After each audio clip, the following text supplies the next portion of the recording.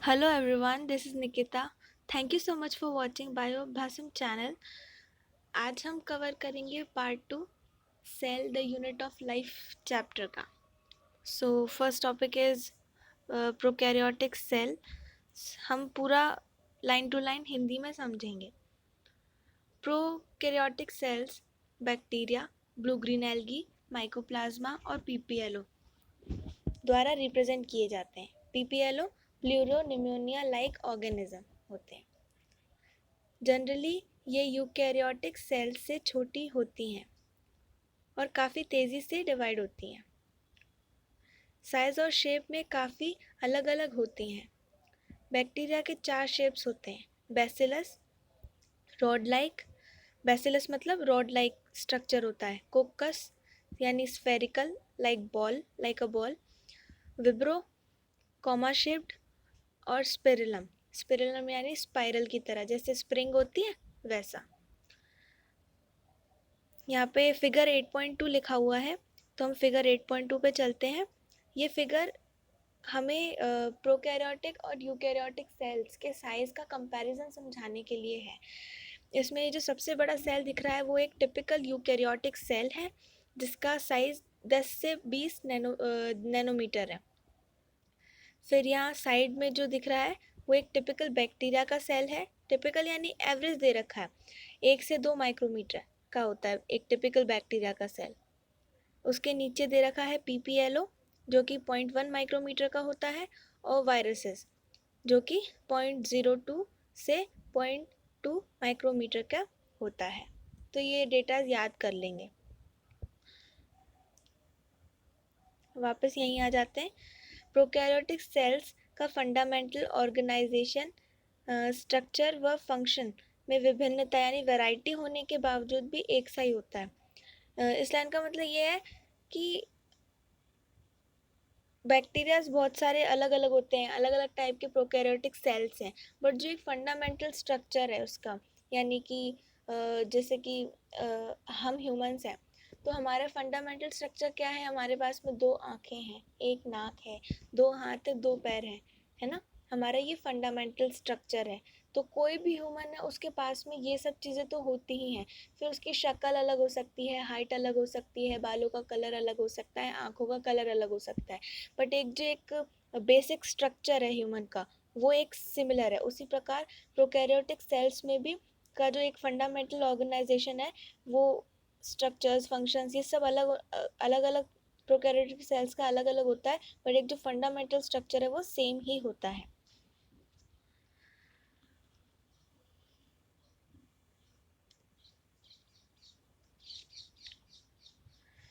सभी प्रोकैरियोट्स में cell wall होती है जो कि सेल मेम्ब्रेन को सराउंड करती है माइकोप्लाज्मा में छोड़ के.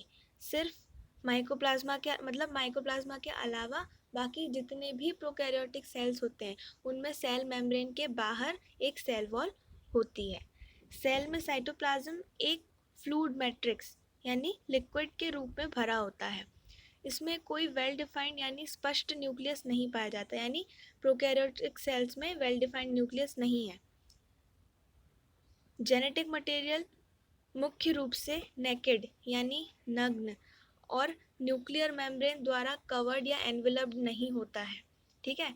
तो जेनेटिक मटेरियल जो है प्रोकैरियोटिक सेल्स में उसके ऊपर न्यूक्लियर मेम्ब्रेन नहीं होती. न्यूक्लियस एक ऐसी चीज़ है सेल के अंदर जिसके अंदर जेनेटिक मटेरियल भरा होता है. ठीक है. तो अगर न्यूक्लियस के ऊपर न्यूक्लियर मेम्ब्रेन है तो फिर तो मतलब प्रोकैरियोट्स जो है उसमें न्यूक्लियस के ऊपर न्यूक्लियर मेम्ब्रेन नहीं होती, और जो यूकैरियोट्स होते हैं प्रोकैरियोट्स में नहीं होती, और जो यूकैरियोट्स होते हैं उनमें होती है. आगे बढ़ते हैं. जीनोमिक डीएनए के अलावा जीनोमिक डीएनए जो मेन जो न्यूक्लियस होता है उसके अंदर जो डीएनए होता है उसे जीनोमिक डीएनए कहते हैं. तो जीनोमिक डीएनए के अलावा जीनोमिक डीएनए क्या है? द सिंगल क्रोमोसोम या सर्कुलर डीएनए, जो बीच का सर्कुलर डीएनए होता है. जीनोमिक डीएनए के अलावा बैक्टीरिया में small circular DNA genomic DNA के बाहर पाए जाते हैं. जीनोमिक डीएनए के बाहर भी छोटे छोटे सर्कुलर डीएनए पाए जाते हैं. ये है. इन छोटे डीएनए के इन छोटे डीएनए को हम क्या कहते हैं? प्लाज्मिड. इन छोटे डीएनए को हम प्लाज्मिड कहते हैं. ये प्लाज्मिड डीएनए बैक्टीरिया में यूनिक फिनोटाइपिक कैरेक्टर्स को बताते हैं। फिनोटाइपिक कैरेक्टर्स यानी कि फिजिकल कैरेक्टर्स, जैसे हमारे फिजिकल कैरेक्टर्स क्या होते हैं ह्यूमंस के, आँखों का कलर, बालों का कलर, स्किन का कलर, है ना, ये सब हमारे फिजिकल कैरेक्टर्स हैं। उसी प्रकार या फिर कोई भी, है ना, जैसे कि हाइट वगैरह, ये सब हमारे फिजिकल कैरेक्टर हैं। वैसे ही जो प्रोकैरियोटिक ऑर्गेनिजम्स होते हैं उनमें फिजिकल कैरेक्टर्स के लिए मतलब कुछ ना कुछ काम में आते हैं प्लाज्मिड डीएनए। जैसे कि उनमें से एक कैरेक्टर है रेजिस्टेंस, यानी कि रेजिस्टेंस यानी विरोध। उनमें से एक कैरेक्टर है रेजिस्टेंस टू एंटीबायोटिक्स। एंटीबायोटिक्स ऐसे केमिकल्स होते हैं या कह सकते हैं ऐसी दवाइयाँ होती हैं जो खुद ऑर्गेनिजम्स में से ही निकाली जाती है। वो अपने डिफेंस सिस्टम के लिए यूज़ करते हैं एंटीबायोटिक्स को। तो साइंटिस्टों ने क्या किया, उसको निकाला, तो वो किसी और बैक्टीरिया या वायरस को मारने के काम में आ रहा था। तो हमें उन चीज़ों को देना शुरू कर दिया as a medicine, so that हमारी बॉडी में जो भी बैक्टीरिया वायरस है उससे हम बच सकें। ठीक है, तो जो प्रोकैरियोटिक ऑर्गेनिजम्स होते हैं, वो उनमें जो रेजिस्टेंस आता है एंटीबायोटिक्स का, मतलब खुद बचने के लिए, एंटीबायोटिक्स से बचने के लिए, हम एंटीबायोटिक्स खा रहे हैं ना, उनसे बचने के लिए, तो वो भी तो कुछ ना कुछ करेंगे उन एंटीबायोटिक्स से बचने के लिए। तो वो उस चीज़ को करने में क्या काम आता है, प्लाज्मिड डीएनए काम आता है। आप बड़ी क्लास में पढ़ोगे कि प्लाज्मिड डीएनए का इस्तेमाल यह पता लगाने में किया जाता है कि फॉरेन डीएनए से बैक्टीरिया का ट्रांसफॉर्मेशन हुआ कि नहीं। हम क्या करते हैं, हम 12th में पढ़ेंगे ये सब कि हम जो कोई भी बैक्टीरिया या जिस भी ऑर्गेनिज्म का हम ट्रांसफॉर्मेशन करवाना चाहते हैं, उसके अंदर किसी और का डीएनए या फिर जो भी डिज़ायर हमारा जो डीएनए है वो डालते हैं, ताकि उस डीएनए के कारण जो भी कैरेक्टर है वो उस ऑर्गेनिज्म में आ जाए जिसके अंदर हमने डाला है। तो वो जो डीएनए है ना, वो डायरेक्ट किसी भी ऑर्गेनिज्म की बॉडी में नहीं डाला जाता, वो प्लाज्मिड डीएनए के अंदर इनकॉर्पोरेट किया जाता है और फिर जो भी ऑर्गेनिज्म है जिसमें आप ट्रांसफॉर्मेशन चाहते हो उसमें डाला जाता है, प्लाज्मिड डीएनए में इनकॉर्पोरेट करके। न्यूक्लियर मेम्ब्रेन यूकैरियोट्स में पाई जाती है। राइबोसोम के अलावा प्रोकैरियोट्स में यूकैरियोट्स की कोई भी ऑर्गेनेली नहीं पाई जाती। एक मिनट।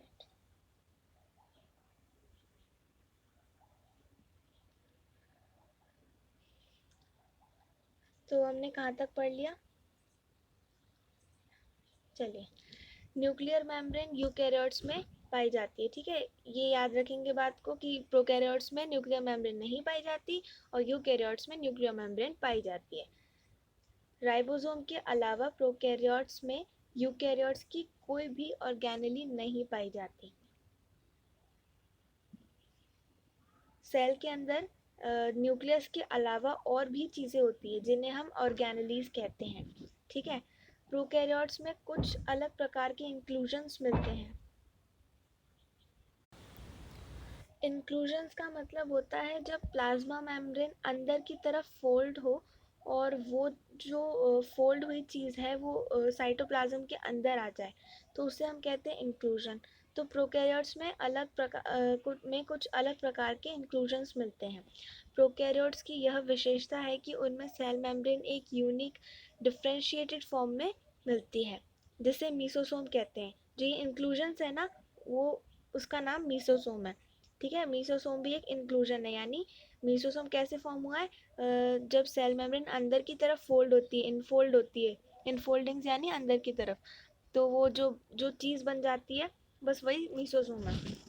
तो प्रोकैरियोट्स की यह विशेषता है कि उनमें सेल मेम्ब्रेन एक यूनिक डिफरेंशिएटेड फॉर्म में मिलती है, जिसे मीसोसोम कहते हैं। मीसोसोम्स मुख्य रूप से सेल मेम्ब्रेन की ही इनफोल्डिंग्स होती हैं। अब next topic, cell envelope and its modification.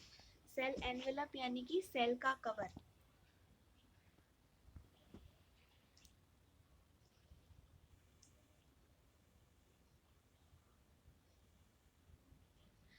अधिकांश प्रोकैरियोटिक सेल्स, विशेषकर बैक्टीरियल सेल्स में एक कॉम्प्लेक्स सेल एनवेलप मिलता है।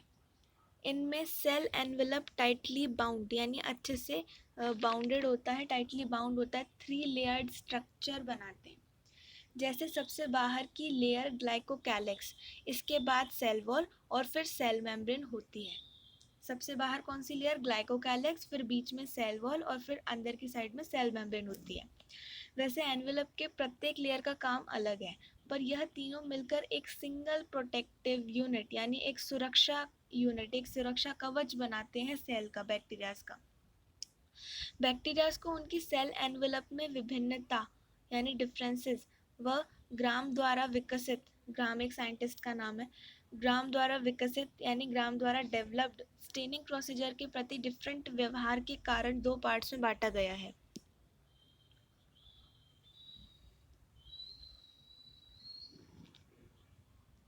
ठीक है। जैसे जो ग्राम स्टेन को ले लेते हैं उसे ग्राम पॉजिटिव, और अन्य जो स्टेन नहीं ले पाते उन्हें ग्राम नेगेटिव कहते हैं। ठीक है। तो ये स्टेनिंग प्रोसीजर होता है डिफ्रेंशिएट करने के लिए। तो जिसमें स्टेन आ गया यानी स्टेन मतलब कलर, जो भी कलर होता है, तो वो अगर कलर ले लिया बैक्टीरिया ने तो वो उसे ग्राम पॉजिटिव कहेंगे, और अगर बैक्टीरिया कलर नहीं लिया तो उसे ग्राम नेगेटिव कहेंगे। ग्लाइकोकैलिक्स डिफरेंट बैक्टीरियाज में कॉम्पोजिशन और थिकनेस अलग अलग होती है ग्लाइकोकैलिक्स की। ठीक है। कॉम्पोजिशन यानी रचना और थिकनेस यानी मोटाई। तो ग्लाइकोकैलिक्स डिफरेंट बैक्टीरियाज में कॉम्पोजिशन और थिकनेस अलग अलग होती है।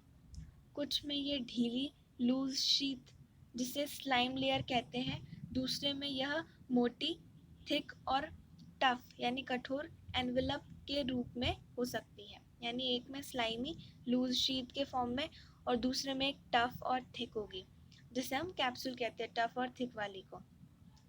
सेल वॉल के शेप को, सेल वॉल सेल्स के शेप को निर्धारित करती है।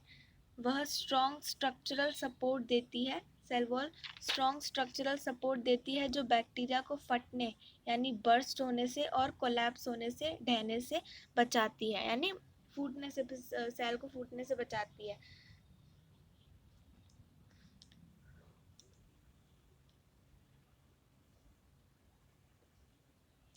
प्लाज्मा मेम्ब्रेन नेचर में सेमी परमिएबल होती है और इसके द्वारा सेल बाहरी दुनिया यानी आउटसाइड वर्ल्ड से इंटरैक्ट यानी कांटेक्ट या संपर्क करने में सक्षम होती है।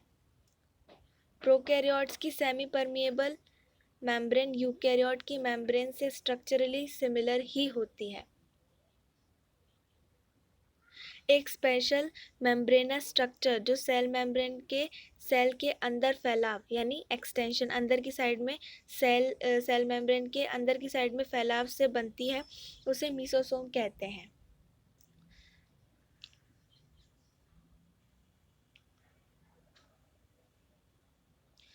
मीसोसोम कहते हैं ये एक्सटेंशन वेसिकल, ट्यूबुल और लैमेले के फॉर्म में होती है। यानी कि जो मीसोसोम है वो एक वेसिकल यानी एक स्फेयर के फॉर्म में, वेसिकल के फॉर्म में, स्फेयर शेप की होती है वेसिकल, या फिर ट्यूब्यूल, ट्यूब के फॉर्म में, या फिर लैमेले, लैमेले एक शीट की तरह होती है लैमेले, तो उस फॉर्म में हो सकती हैं मीसोसोम। ये सेल वॉल फॉर्मेशन यानी कि सेल वॉल का निर्माण, डीएनए रेप्लिकेशन यानी डीएनए की कॉपी बनना, और डॉटर सेल में डीएनए के डिस्ट्रीब्यूशन में हेल्प करती है। ये रेस्पिरेशन यानी exchange of gases, secretion processes यानी कि गैसेस का सीक्रेशन, या फिर कोई भी जो वेस्ट मटेरियल है उसका सीक्रेशन यानी बाहर निकालना। प्लाज्मा मेम्ब्रेन का सरफेस एरिया बढ़ाने में, एंजाइम की मात्रा यानी कंटेंट बढ़ाने में भी मदद करता है। मीसोसोम के क्या क्या करता है ये बता रहे हैं इन लाइंस में। कुछ प्रोकैरियोट्स जैसे साइनोबैक्टीरिया यानी ब्लू ग्रीन एल्गी के साइटोप्लाज्म में मेम्ब्रेनस एक्सटेंशंस होती हैं। मेम्ब्रेनस यानी मेम्ब्रेन यानी लेयर या फिर झिल्ली कहते हैं। ठीक है। एक्सटेंशंस यानी कि जो किसी ना किसी चीज़ के फैलाव के कारण बनी हो कोई चीज़, तो कुछ प्रोकैरियोट्स जैसे साइनोबैक्टीरिया के साइटोप्लाज्म में मेम्ब्रेनस एक्सटेंशंस होती हैं जिसे क्रोमैटोफोर्स कहते हैं। क्रोमैटोफोर्स कहते हैं। एक मिनट।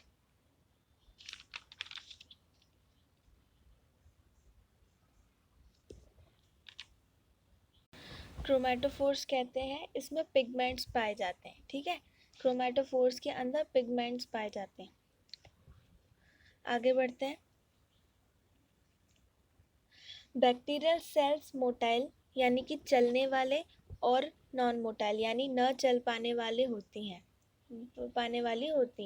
अगर वह मोटाइल हैं तो थिन फिलामेंटस एक्सटेंशंस निकलती हैं उनकी सेल वॉल से, जिसे फ्लैजिला कहते हैं। बैक्टीरिया में फ्लैजिला की संख्या यानी नंबर और उसकी अरेंजमेंट की वैरायटीज पाई जाती हैं, यानी अलग अलग नंबर में फ्लैजिला हो सकती हैं और या उसकी अरेंजमेंट कहीं ना अलग अलग जगहों पर हो सकती है। बैक्टीरिया की फ्लैजिलम 3 पार्ट्स में बटी होती हैं, फिलामेंट, हुक और बेसल बॉडी। फिलामेंट, हुक और बेसल बॉडी। फिलामेंट सबसे लार्जेस्ट पोर्शन होता है और ये सेल सरफेस से बाहर की तरफ फैला होता है। फ्लैजिला के अलावा बैक्टीरिया के सरफेस पर पाई जाने वाली पिलाई और फिम्ब्रेई इनके मोटिलिटी में सहायता नहीं करती, यानी कि सेल को, बैक्टीरिया को मूव करने में कोई हेल्प नहीं करती पिलाई और फिम्ब्रेई। पिलाई लंबी इलोंगेटेड ट्यूबुलर यानी कि एक ट्यूब की तरह नली जैसे ट्यूब होती है ना, ट्यूबुलर स्ट्रक्चर होती है पिलाई। ठीक है, इलोंगेटेड और ट्यूबुलर स्ट्रक्चर होता है उसका, जो स्पेशल प्रोटीन की बनी होती है। फिम्ब्रेई छोटे ब्रिस्टल यानी कि झालर जैसे फाइबर्स, धागे हैं। फिम्ब्रेई ऐसे धागे जैसे होते, झालर जैसे धागे जैसे, जो सेल के बाहर उगते हैं। स्प्राउटिंग आउट का मतलब बाहर उगना। कुछ बैक्टीरियाज में यह उनको पानी की धारा यानी स्ट्रीम्स में पाई जाने वाली रॉक्स व होस्ट टिश्यू से चिपकने में सहायता यानी हेल्प करती है। Ribosomes and inclusion bodies. Next topic.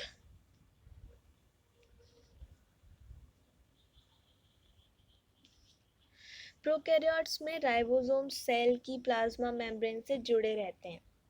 इनका साइज 15 नैनोमीटर से 20 नैनोमीटर होता है और 2 सब यूनिट्स यानी कि जो एक पूरा राइबोसोम है उसकी भी 2 छोटे छोटे पार्ट्स होते हैं जिसे हम सब यूनिट बोल रहे हैं यहाँ पे। 2 सब यूनिट्स में 50s व 30s की बनी होती हैं। 50s यहाँ पे सेडिमेंट कॉफिशिएंट होता है। ठीक है, एस यहाँ पे सेडिमेंट्री कॉफिशिएंट होता है। तो 50s और 30s की बनी होती है, जो आपस में मिलकर 70s प्रोकैरियोटिक राइबोसोम बनाते हैं। राइबोसोम के ऊपर प्रोटीन सिंथेसिस होता है। बहुत से राइबोसोम्स एक सिंगल मैसेंजर आरएनए यानी एमआरएनए से जुड़कर एक चेन बनाते हैं जिसे पॉलीसोम या फिर पॉलीराइबोसोम कहते हैं। पॉलीराइबोसोम या पॉलीसोम कहते हैं। पॉलीसोम का राइबोसोम एमआरएनए को प्रोटीन में ट्रांसलेट करता है। ठीक है, next is inclusion bodies. Prokaryotes में बची हुई चीज़ें यानी कि जो रिजर्व मटेरियल होता है, प्रोकैरियोट्स में रिजर्व मटेरियल साइटोप्लाज्म में इंक्लूजन बॉडीज के रूप में स्टोर होता है। ये किसी मेम्ब्रेन सिस्टम से घिरे नहीं होते, यानी इंक्लूजन बॉडीज के ऊपर कोई मेम्ब्रेन नहीं होती और साइटोप्लाज्म में ये इंडिपेंडेंटली पड़े रहते हैं, इंडिपेंडेंटली साइटोप्लाज्म के अंदर ही रहते हैं। एग्जाम्पल फॉस्फेट ग्रैनुअल्स, साइनोफेसिन ग्रैनुअल्स, ये सब होता है उसके अंदर, इंक्लूजन बॉडीज के अंदर। Gas vacuole blue green algae, purple और फोटोसिंथेटिक बैक्टीरिया में मिलता है। तो अभी के लिए इतना ही, बाकी का पार्ट हम नेक्स्ट वीडियो में कवर करेंगे। Thank you so much for watching again. Please channel को सब्सक्राइब ज़रूर करना और बेल आइकन ज़रूर दबाना so that you will get notified when ever I post new video. और अगर पसंद आए तो लाइक भी करना, अपने फ्रेंड्स के साथ में शेयर करना। Thank you very much.